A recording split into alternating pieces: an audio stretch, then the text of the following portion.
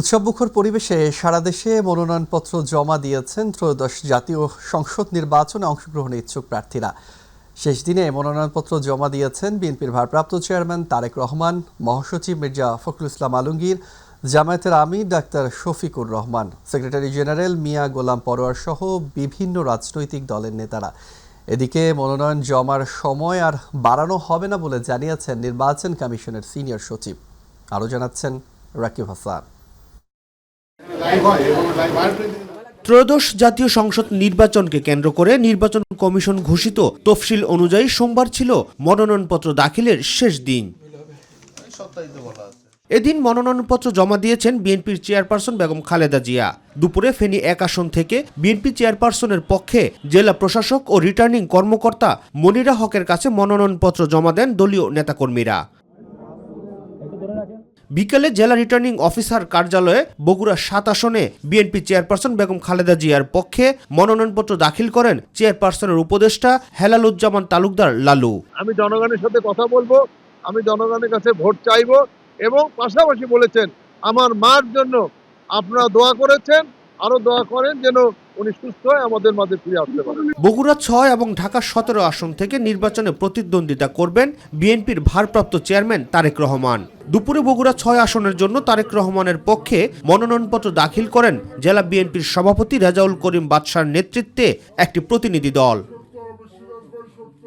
ঢাকা 17 আসন থেকে নির্বাচন করার জন্য সেগুনবাগিচায় ঢাকা বিভাগীয় কমিশনার কার্যালয়ে তারেক রহমানের পক্ষে মনোনয়নপত্র জমা দেন বিএনপি নেতা আব্দুস সালাম। আল্লাহর রহমতে আমরা সুন্দরভাবে তার মনোনয়নপত্র জমা দিয়ে এসেছি।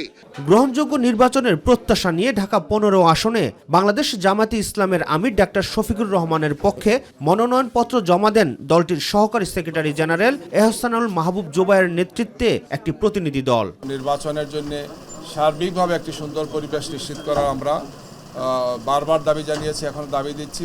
খুলনা 5 আসনে মনোনয়নপত্র জমা দিয়েছেন সংগঠনের সেক্রেটারি জেনারেল মিয়া গোলাম পরোয়ার। নিরাপদ করতে না পারলে আগামী নির্বাচন সুষ্ঠু নিরপেক্ষ হওয়ার ব্যাপারে আমরা এখনো শঙ্কিত।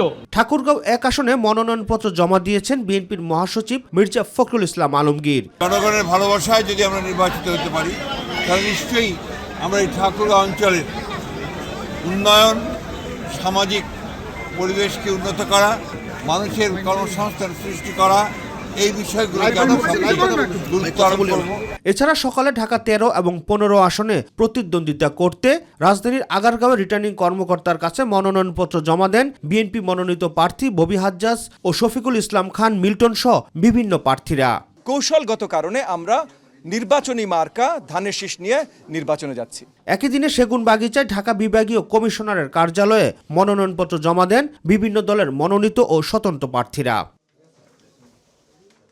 রাকিব হাসান, মাইটিভি, ঢাকা। ত্রয়োদশ জাতীয় সংসদ নির্বাচন সামনে রেখে স্বতন্ত্র প্রার্থীদের জন্য বরাদ্দযোগ্য প্রতীকের তালিকা পাঠিয়েছে নির্বাচন কমিশন। এতে মোট 56টি প্রতীক অন্তর্ভুক্ত করা হয়েছে, যেগুলো নিবন্ধিত রাজনৈতিক দলের সংরক্ষিত প্রতীক ব্যতীত স্বতন্ত্র প্রতিদ্বন্দ্বী প্রার্থীদের অনুকূলে বরাদ্দ দেওয়া যাবে। সোমবার নির্বাচন কমিশন সচিবালয় থেকে জারি করা এক জরুরি নির্দেশনায় বলা হয়েছে, আগামী 12 ফেব্রুয়ারি 2026 তারিখে অনুষ্ঠিতব্য ত্রয়োদশ জাতীয় সংসদ নির্বাচন উপলক্ষে মনোনয়নপত্র দাখিলের কার্যক্রম চলমান রয়েছে। এই প্রেক্ষাপটে নিবন্ধিত রাজনৈতিক দল মনোনীত প্রার্থীর অনুকূলে সংরক্ষিত প্রতীক এবং স্বতন্ত্র প্রার্থীদের জন্য বরাদ্দযোগ্য প্রতীকের তালিকা সংশ্লিষ্ট রিটার্নিং কর্মকর্তাদের কাছে পাঠানো হয়েছে। নির্দেশনায় আরও বলা হয়েছে, স্বতন্ত্র প্রার্থীদের প্রতীকের তালিকা থেকে কোনো প্রতীক যদি নতুন কোনো নিবন্ধিত রাজনৈতিক দলের অনুকূলে সংরক্ষিত হয়, তাহলে সেটি আর স্বতন্ত্র প্রার্থীর জন্য বরাদ্দযোগ্য থাকবে না। নাগরিক ঐক্যের সভাপতি মাহমুদুর রহমান মান্নাকে ঋণ খেলাপির তালিকা থেকে বাদ দিয়ে নির্বাচনে অংশ নেয়ার সুযোগ দিতে নির্দেশ দিয়েছেন চেম্বার আদালত। সকালে আপিল বিভাগের চেম্বার বিচারপতি মোহাম্মদ রেজাউল হকের আদালত এ আদেশ দেন। ফলে বগুড়া 2 আসন থেকে তার নির্বাচন করতে আর কোনো বাধা রইল না। এর আগে গত বুধবার বিচারপতি মোহাম্মদ বজলুর রহমান ও বিচারপতি মোহাম্মদ মঞ্জুর আলমের হাইকোর্ট বেঞ্চ ঋণ খেলাপির তালিকা থেকে নাম বাদ দেওয়ার আবেদন করেন মান্না। সেদিন হাইকোর্ট সব শুনে তার রিট খারিজ করে দেয়। পরবর্তীতে চেম্বার আদালতে আপিল করেন তিনি।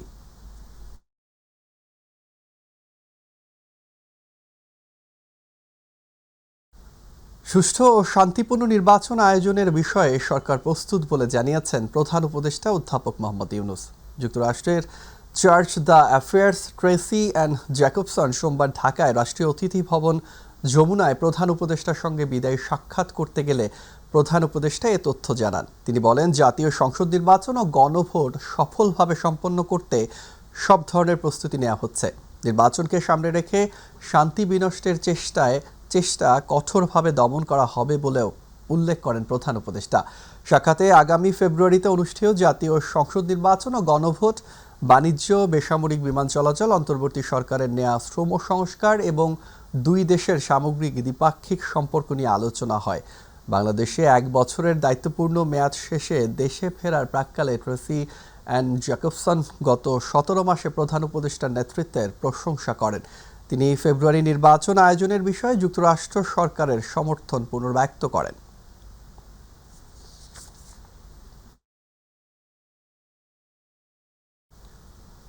জনগণ সাথে থাকলে নির্বাচন বানচালের কোনো প্রচেষ্টাই কাজে আসবে না বলে জানিয়েছেন স্বরাষ্ট্র উপদেষ্টা অবসরপ্রাপ্ত লেফটেন্যান্ট জেনারেল জাহাঙ্গীর আলম চৌধুরী। তিনি বলেন, নির্বাচন নিয়ে কোনো ধরনের শঙ্কা নেই। পিলখানার বিজিবি সদর দপ্তরে বিজিবি দিবসের অনুষ্ঠান শেষে সাংবাদিকদের প্রশ্নের জবাবে এসব কথা জানান স্বরাষ্ট্র উপদেষ্টা। বিজিবি দিবসে কৃতিত্বপূর্ণ কাজের স্বীকৃতিস্বরূপ বিভিন্ন ক্যাটাগরিতে 72 বিজিবি সদস্যকে পদক প্রদান করা হয়। এসএম আরিফের রিপোর্ট। কৃতিত্বপূর্ণ কাজের স্বীকৃতিস্বরূপ 72 বিজিবি সদস্যকে সম্মানিত করা হয় এবারের বিজিবি দিবসে। পিলখানার বিজিবি সদর দপ্তরের শহীদ শাকিল আহমেদ হলে পদকপ্রাপ্তদের পদক প্রদান করেন স্বরাষ্ট্র উপদেষ্টা অবসরপ্রাপ্ত লেফটেন্যান্ট জেনারেল জাহাঙ্গীর আলম চৌধুরী। এ সময় উপস্থিত ছিলেন বিজিবি মহাপরিচালক মেজর জেনারেল আশরাফুজ্জামান সিদ্দিকী। আসন্ন ত্রয়োদশ জাতীয় সংসদ নির্বাচন সুষ্ঠু, নিরপেক্ষ ও সুচারুরূপে সম্পাদনে বাহিনীর সদস্যদের প্রশিক্ষণ চলমান রয়েছে। নির্বাচনী দায়িত্ব সর্বোচ্চ আন্তরিকতা ও দক্ষতার সাথে পালনে আমরা বদ্ধপরিকর। পরে গণমাধ্যমের সাথে আলাপকালে এক প্রশ্নের জবাবে স্বরাষ্ট্র উপদেষ্টা জানান, নির্বাচন নিয়ে কোনো ধরনের শঙ্কা নেই। ফ্যাসিস্ট যারা আছে তারা তো সবসময় এইটা বাধা দেওয়ার চেষ্টা করবে, কিন্তু আপনাদের সবার সহযোগিতায় যদি থাকে নির্বাচন সুষ্ঠু, শান্তিপূর্ণ এবং উৎসব মুখর হবে এবং সবার কাছে এটা গ্রহণযোগ্য হবে। এরকম একটা নির্বাচনই এই সরকারের দেওয়ার ইচ্ছা এবং এটা তারা বাস্তবায়ন করবে। নির্বাচনকে সামনে রেখে সীমান্তে অস্ত্র চোরাচালান রোধে সরকারের কঠোর অবস্থানের কথাও জানান তিনি। 2-4টা যে অস্ত্রতে ঢুকতেছে না তা না, এবং ঢুকতেছে এবং এগুলি কিন্তু ধরা হচ্ছে। ডেইলি দেখবেন যে ধরা হচ্ছে, এই 1-2টা করে কিন্তু ডেইলি, একদিন 5টা বিদেশি পিস্তলও কিন্তু ধরা হয়েছে। মানে কোনো রকমের কোথাও ছাড় দেওয়া হচ্ছে না। এর আগে বিজিবির খেতাবপ্রাপ্ত বীর মুক্তিযোদ্ধা ও তাদের পরিবারকে সংবর্ধনা ও উপহার সামগ্রী প্রদান করেন স্বরাষ্ট্র উপদেষ্টা। এসএম আরিফ, মাই টিভি, ঢাকা। দীর্ঘ 1.5 যুগ পর বিএনপির কেন্দ্রীয় কার্যালয়ে অফিস করেছেন দলের ভারপ্রাপ্ত চেয়ারম্যান তারেক রহমান।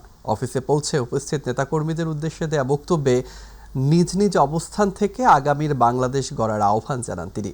বেগম খালেদা জিয়ার জন্য দোয়া চেয়েছেন আর কোনো কারণে যাতে সাধারণ মানুষের অসুবিধা না হয় সেদিকে দৃষ্টি রাখারও আহ্বান জানান বিএনপির ভারপ্রাপ্ত চেয়ারম্যান তারেক রহমান। ইউসুফ আলীর রিপোর্ট। দীর্ঘ 18 বছর পর নয়াপল্টনে বিএনপির কেন্দ্রীয় কার্যালয়ে যান দলের ভারপ্রাপ্ত চেয়ারম্যান তারেক রহমান। তার আগমনের খবরে দুপুর থেকে নয়াপল্টনে জড়ো হয় বিএনপি ও অঙ্গ সংগঠনের বিভিন্ন স্তরের নেতাকর্মীরা। দলীয় কার্যালয়ে পৌঁছালে তারেক রহমানকে স্বাগত জানিয়ে স্লোগানে মুখরিত হয়ে ওঠে পুরো পল্টন এলাকা। দলীয় নেতাকর্মীদের হাত নেড়ে অভিবাদন জানিয়ে বিএনপির ভারপ্রাপ্ত চেয়ারম্যান তারেক রহমান বলেন, দেশ গঠনে সবাইকে এক হয়ে কাজ করতে হবে। কর্মসূচি যখন দিব ইনশাআল্লাহ আপনাদের সামনে তখন বক্তব্য রাখবো। আমাদের যার যতটুকু অবস্থান আছে সেখান থেকে আসুন, আমরা আমাদের দেশটাকে নতুন করে গড়ে তোলার চেষ্টা করি। দলীয় কর্মসূচি পালন করতে গিয়ে কারো যাতে কোনো ধরনের অসুবিধা না হয় সেদিকে দৃষ্টি রাখার আহ্বান জানান তিনি। আমরা যদি এখন এই রাস্তাটা বন্ধ করে রাখি তাহলে সাধারণ মানুষের চলাচলের অসুবিধা হবে। যেহেতু আমাদের আজকে এখানে কোনো কর্মসূচি নেই। সেই জন্য আমরা চেষ্টা করি যত দ্রুত সম্ভব রাস্তাটাকে খুলে দেওয়ার জন্য, যাতে সাধারণ মানুষ চলাফেরা করতে পারে স্বাভাবিকভাবে। যার পক্ষে যতটুকু সম্ভব আমরা সচেষ্ট হই দেশের জন্য। কোথাও যদি রাস্তায় একটি কাগজ পড়ে থাকে, ময়লা হয়ে থাকে, দরকার হলে সেটাকে আমরা সরিয়ে দেব। এইভাবে ছোট ছোট করে কাজ করার মাধ্যমে আমরা দেশটাকে গড়ে তুলে আসব। দল ও দেশের জন্য দোয়া চান বিএনপির ভারপ্রাপ্ত চেয়ারম্যান তারেক রহমান। সকলে ভালো থাকবেন ইনশাআল্লাহ। আমার জন্য দোয়া করবেন। দেশের খালেদা জিয়ার সুস্থতার জন্য দোয়া করবেন। আল্লাহ হাফেজ। বাংলাদেশ জিন্দাবাদ। দীর্ঘ 1.5 যুগ পর নয়াপল্টনে বিএনপির কেন্দ্রীয় কার্যালয়ে আসলেন দলের ভারপ্রাপ্ত চেয়ারম্যান তারেক রহমান। তার আগমনে উচ্ছ্বসিত দলীয় নেতাকর্মীরা। এই আগমনকে কেন্দ্র করে আগামী ত্রয়োদশ জাতীয় সংসদ নির্বাচনের কার্যক্রম আরও ত্বরান্বিত করবে বলে মনে করছেন সংশ্লিষ্টরা। বিএনপির কেন্দ্রীয় কার্যালয় থেকে ইউসুফ আলী, মাই টিভি। বিএনপি চেয়ারপারসন ও সাবেক প্রধানমন্ত্রী বেগম খালেদা জিয়া রাজধানীর এভারকেয়ার হাসপাতালে মেডিকেল বোর্ডের তত্ত্বাবধানে আইসিইউতে নিবিড় পর্যবেক্ষণে আছেন। দল ও পরিবারের পক্ষ থেকে তার জন্য দোয়া চেয়েছেন ব্যক্তিগত চিকিৎসক ডাক্তার AJM জাহিদ হোসেন।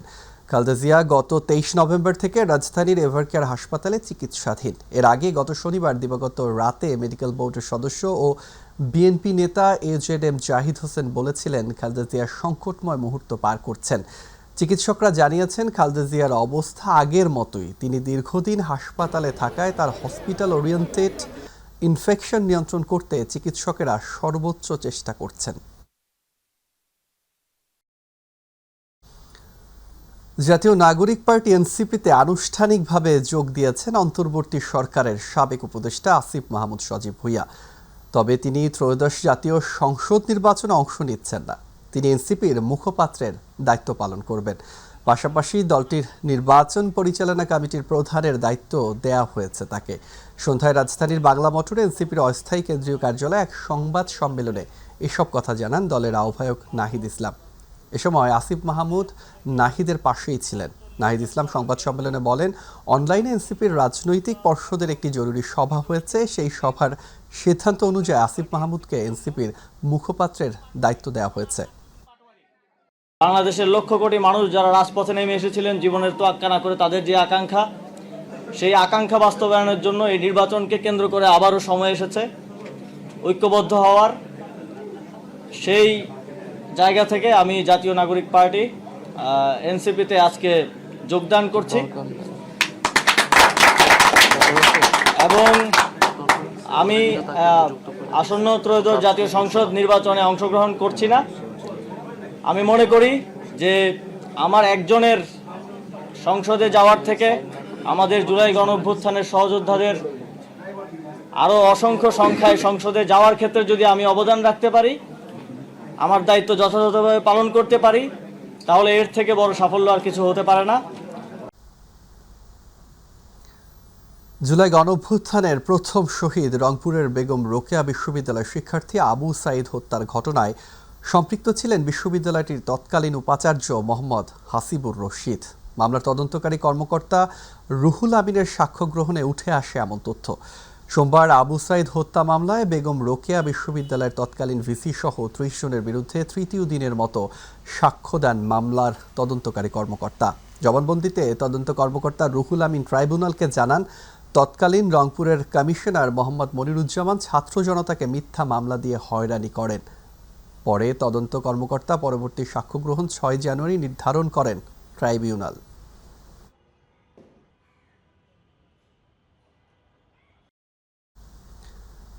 ইনকিলাব মঞ্চের আহ্বায়ক ওসমান হাদির হত্যাকারীদের গ্রেফতার ও দ্রুত বিচারের দাবিতে আবারও শাহবাগ মোড় অবরোধ করেছেন সংগঠনটির নেতাকর্মীরা।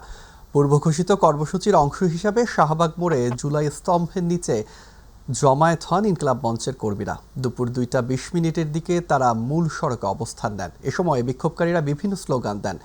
এ সময় সমাবেশে দেয়া বক্তব্যে শহীদ ওসমান হাদিকে কোনোভাবেই কোনো দলের করা যাবে না বলে হুঁশিয়ারি উচ্চারণ করেন ইনকিলাব মঞ্চের সদস্য সচিব আব্দুল্লাহ আল জাবের। তিনি বলেছেন, তার আদর্শ কোনো দলের উপর চাপিয়ে দেয়া যাবে না। শহীদ ওসমান হাদি বাংলাদেশের জনতার, তাকে বাংলাদেশের জনতার হয়েই জনগণের সামনে উপস্থাপন করতে হবে।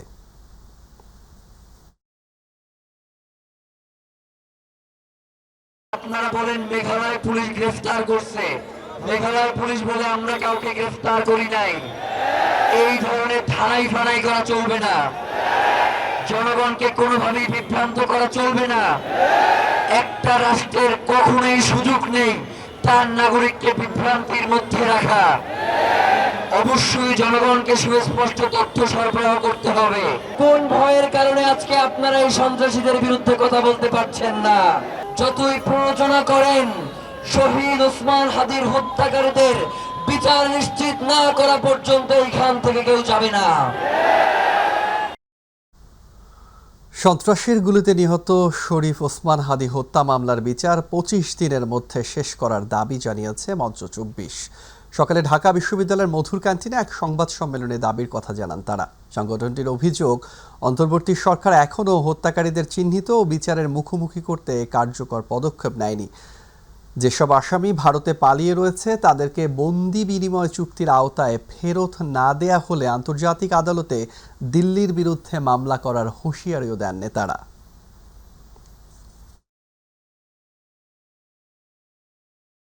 বিএনপি বলছে তাদের কাছে তথ্য আছে, তার মানে অবশ্যই এখানে তাদের অসামঞ্জস্য আছে এবং সরকারের বক্তব্য স্পষ্ট আমরা মনে করছি না। এবং আমরা এখনো বিভিন্ন সোর্স থেকে জানতে পারি যে অপরাধীরা দেশে আছে। তার মানে প্রশ্ন এমন হতে পারে, সরকার যদি এই ভূমিকায় থাকে এবং মেঘালয় পুলিশের কথা যদি সত্য হয়, তাহলে হাদি হত্যাকাণ্ডের পিছনে অন্তর্বর্তীকালীন সরকারের ভিতরে ভারতীয় গুপ্তচররা যারা ঘাপটি মেরে আছে তারা জড়িত আছে বলে আমরা মনে করছি। নতুন বছরের প্রথম দিনেই পর্দা উঠছে দেশের সবচেয়ে বড় বাণিজ্য আয়োজন 30তম ঢাকা আন্তর্জাতিক বাণিজ্য মেলার। রাজধানীর পূর্বাঞ্চলে বাংলাদেশ চীন মৈত্রী প্রদর্শনী কেন্দ্রে চলছে শেষ মুহূর্তের প্রস্তুতি। হাতে সময় কম, তাই দিনরাত এক করে কাজ করছেন নির্মাণ কারিগররা। প্রতিনিধি মকবুল হোসেনের তথ্যচিত্রে আরো জানাচ্ছেন সাইদুর রহমান আবির। ক্যালেন্ডারের পাতায় ঘনিয়ে আসছে 2026 সাল, আর নতুন বছরের প্রথম সকালেই শুরু হতে যাচ্ছে দেশের সবচেয়ে বড় পণ্য প্রদর্শনী 30তম ঢাকা আন্তর্জাতিক বাণিজ্য মেলা। পূর্বাঞ্চলের মেলা প্রাঙ্গণ জুড়ে এখন শুধু হাতুড়ি, বাটাল আর ড্রিল মেশিনের শব্দ।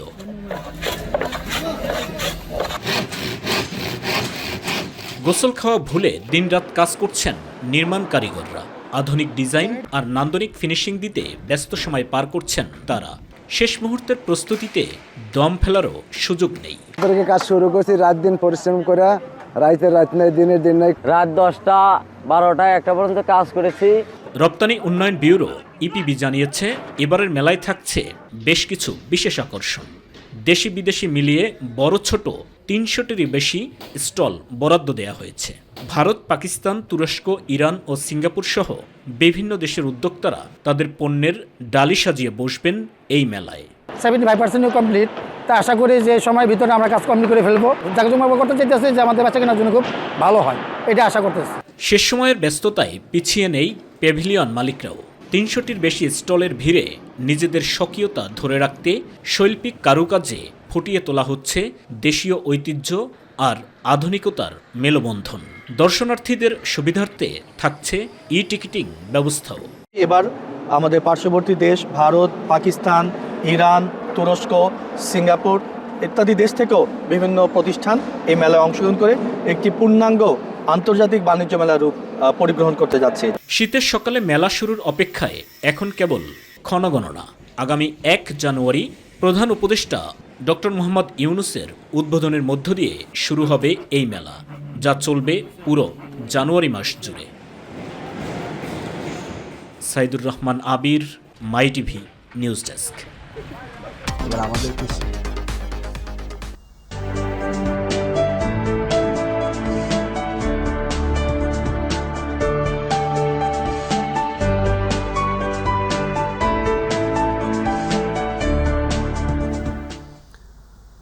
চলতি মৌসুমেও আলু আবাদে ব্যস্ত সময় পার করছেন মুন্সিগঞ্জের প্রান্তিক কৃষকরা।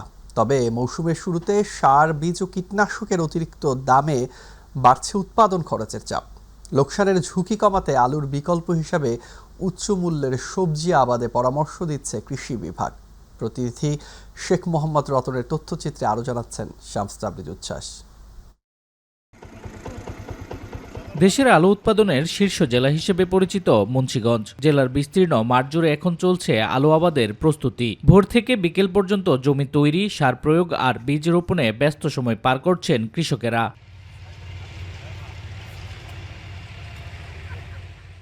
গেল মৌসুমে আলুর আবাদ করে উৎপাদন খরচেই তুলতে পারেনি অনেক কৃষক। তবুও নতুন মৌসুমকে ঘিরে আবারও স্বপ্ন বুনছেন তারা, ভালো ফলন আর ন্যায্য দামের আশায়। অনেক গ্রিন প্রিন্ট করে খেতে করছি, আশা ছিল যে কিছু টাকা পামু।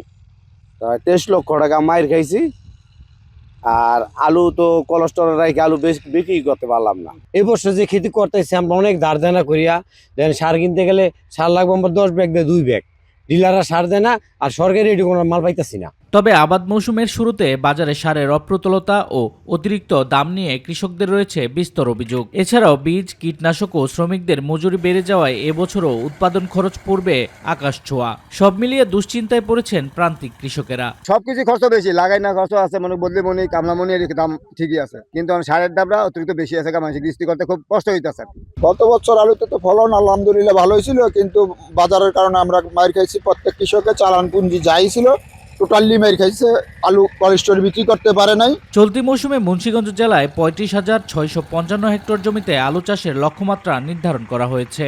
লোকসানের ঝুঁকি কমাতে আলুর বিকল্প হিসেবে কৃষকদের উচ্চমূল্যের সবজি আবাদে উৎসাহ দিচ্ছে কৃষি সম্প্রসারণ অধিদপ্তর। তালিকা করছি যে গত মৌসুমে কোন কোন কৃষক ভাই কত হেক্টর জমিতে আলু উৎপাদন করেছিলেন, এবং সেই তালিকাটা আমরা ইতিমধ্যেই কম্পাইল করে পাঠিয়েছি।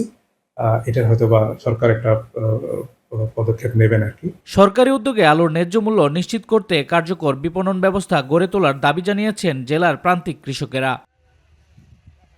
শামস তাবরিজ উচ্ছ্বাস, মাই টিভি নিউজ ডেস্ক।